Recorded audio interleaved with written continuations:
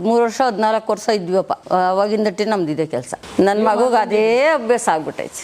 ನಮ್ಗೆ ಅದೇ ಚೆನ್ನಾಗಿ ಅದರಿಂದ ಒಂದು ತುತ್ತ ಅನ್ನ ತಿಂತಾ ಇದ್ವಿ. ನಾವು ಫಸ್ಟ್ಗೆ ಒಂದೊಂದೇ ಅಪ್ಪ ತಂದು ಗೊಬ್ಬರ ಕೊಡ್ತೀವಿ.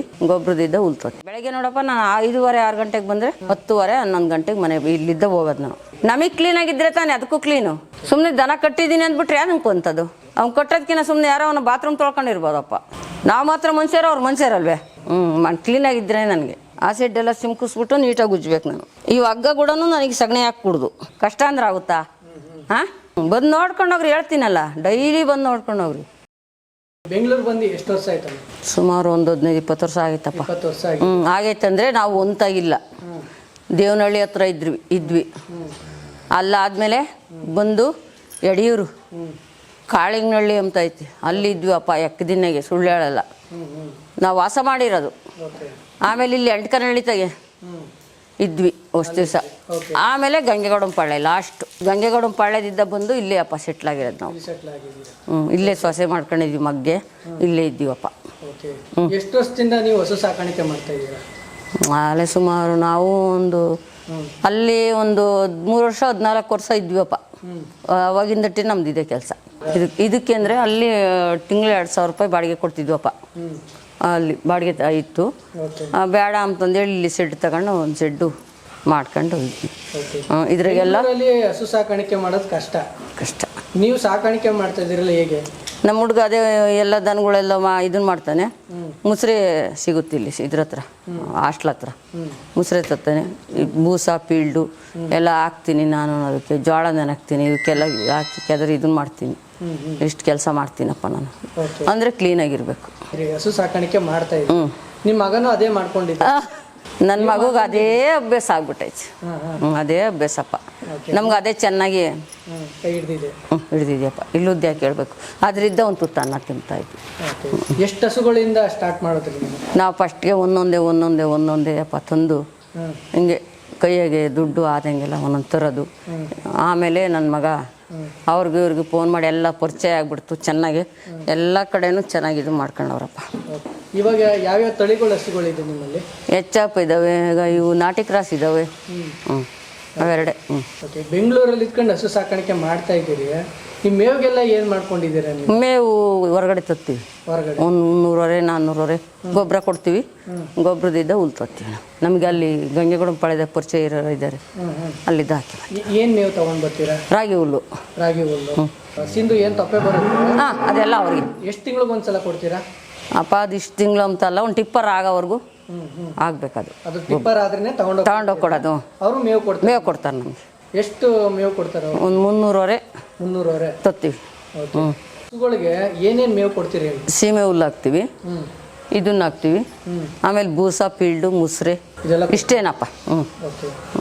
ಚೆನ್ನಾಗಿದೆ ಹಸುಗಳೆಲ್ಲ? ನಮ್ಮ ಯಾವ ಎಂದೂ ಇದಾಗಿಲ್ಲಪ್ಪ, ಚೆನ್ನಾಗಿದೆ.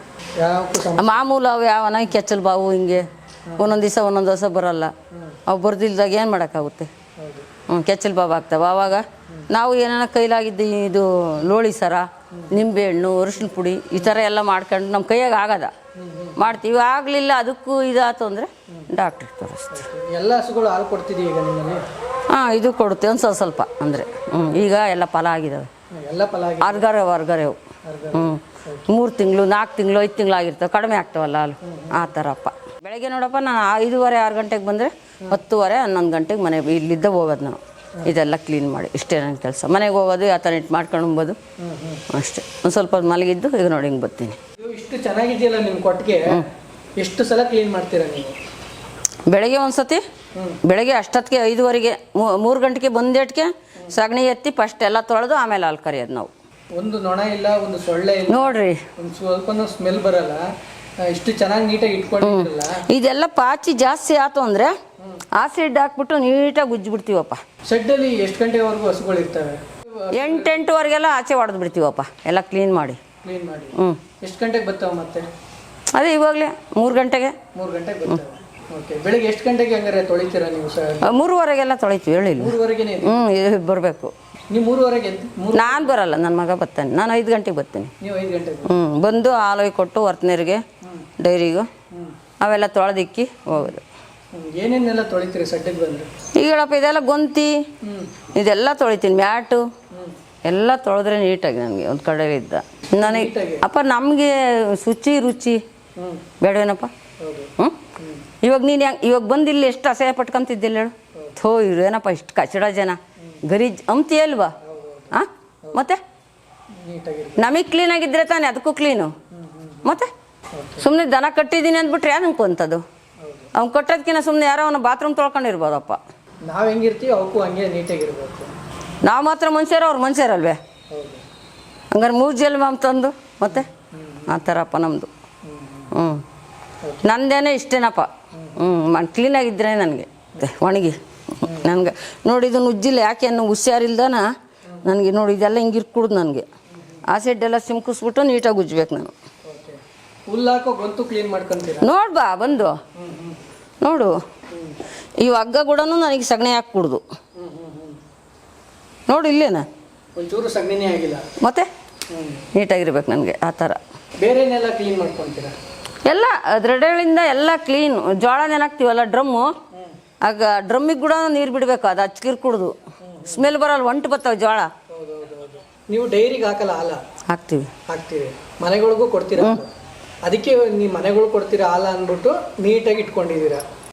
ಇಷ್ಟು ಅಚ್ಚುಕಟ್ಟಾಗಿ ಒಂದು ಹಸು ಸಾಕಾಣಿಕೆ ಮಾಡ್ಕೊ ಬರ್ತಾ ಇದ್ದೀರಲ್ಲ, ಕಷ್ಟ ಅನ್ಸಿದ್ಯಾ ನಿಮ್ಗೆ? ಏನಾರ ಕಷ್ಟ ಅಂದ್ರೆ ಆಗುತ್ತೇನಪ್ಪ? ಕಷ್ಟ ಅಂದ್ರೆ ಆಗುತ್ತಾ? ಹಾಂ ಮತ್ತೆ ಎಷ್ಟಾಗುತ್ತೋ ಅಷ್ಟು ಮಾಡ್ಬೇಕು ನಮ್ಮ ಕೈಲಾಗಿದ್ದು. ಮತ್ತೆ ಇವಾಗ ಆಗಲ್ಲ ಅಂತ ಕುತ್ಕೊಂಡಿದ್ರೆ ಆಗುತ್ತಾ? ಪ್ರತಿದಿನನೂ ಹಿಂಗೆ ಇರುತ್ತೆ ನಿಮ್ಮ ಸಡ್ಡು? ಹಾಂ ಬಂದು ನೋಡ್ಕೊಂಡು ಹೋಗ್ರಿ. ಇಷ್ಟು ನೀಟಾಗಿರುತ್ತೆ? ಬಂದು ನೋಡ್ಕೊಂಡು ಹೋಗ್ರಿ, ಹೇಳ್ತೀನಲ್ಲ ಡೈಲಿ ಬಂದು ನೋಡ್ಕೊಂಡು ಹೋಗ್ರಿ. ಹಸುಗಳನ್ನ ತೊಳಿತಾರೆ? ಹಾಂ ಹಸುಗಳು ಇದ್ರಾಗ ತೊಳಿತೀವಿ, ಗನ್ನಲ್ಲಿ 5 ದಿನ ತೊಳಿತೀನಿ ಮ್ಯಾಟು.